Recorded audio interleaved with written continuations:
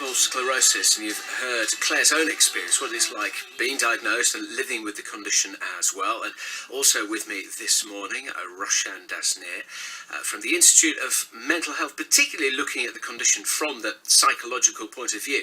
Now let's talk about this research, and you're looking for some help with this as well, Roshan, aren't you? What's going on? Absolutely. I think we're really fortunate in Nottingham because Nottingham is a hub of MS research. And at the Institute of Mental Health, we're involved in various research projects related to MS, and as you said, from a psychological angle. Now, just to give you a flavour of some of the research that we're doing, I'd like to focus on three that we're currently working on. The first one is called CRAMS, which stands for Cognitive Rehabilitation of Attention and Memory in MS. And this is a study that's funded by the National Institute for Health Research. So in CRAMS, what we're trying to do is to evaluate what we can, a therapy called cognitive rehabilitation to help people with cognitive problems. So these are people with memory problems, attention problems, and up to 60%, some people say 70% of people with MS have these cognitive problems.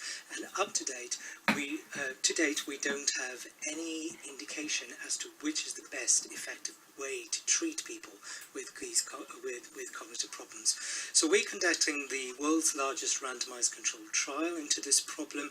It's co-led by Professor Nadila Lincoln at the University of Nottingham and myself, and we're seeing which strategies help people to cope with these cognitive difficulties. We've finished recruiting to this study, and we're hoping to publish our results sometime next year.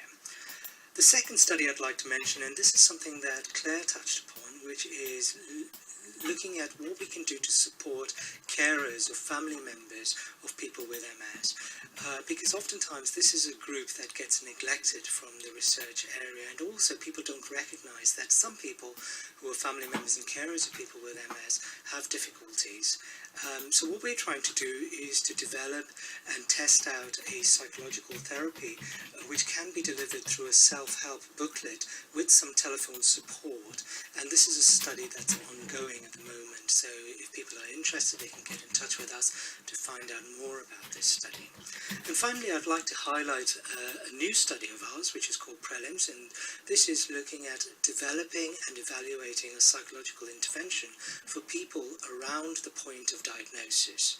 This is funded by the MS Society, and as Claire said, this is a period of time in people's lives where there's a lot of uncertainty. It can take 5 years sometimes to get a confirmed diagnosis, and there's so much uncertainty around that time, people don't know what to do. So what we're trying to do is, as Claire said, to see whether we can harness some kind of positive mental attitude, we can find ways in which people can cope with the uncertainty, and this is something that we're working with people with MS to find out how we can develop an intervention, and then we can test it to see if it's cost effective and clinically effective. Obviously all of this costs money.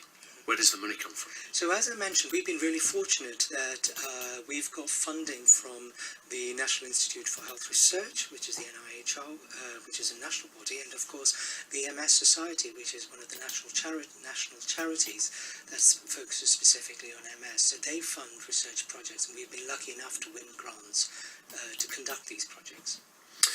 Listen, thank you for coming. I really appreciate your time. We have the details here, by the way, of all of those projects that Roshan has been mentioning.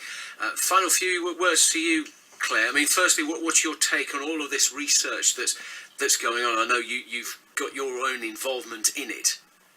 I think it's really helpful for people. Not everybody wants to, and not everybody has the time to get involved in research, so they can look and be aware of it and look what the results are and what the findings are.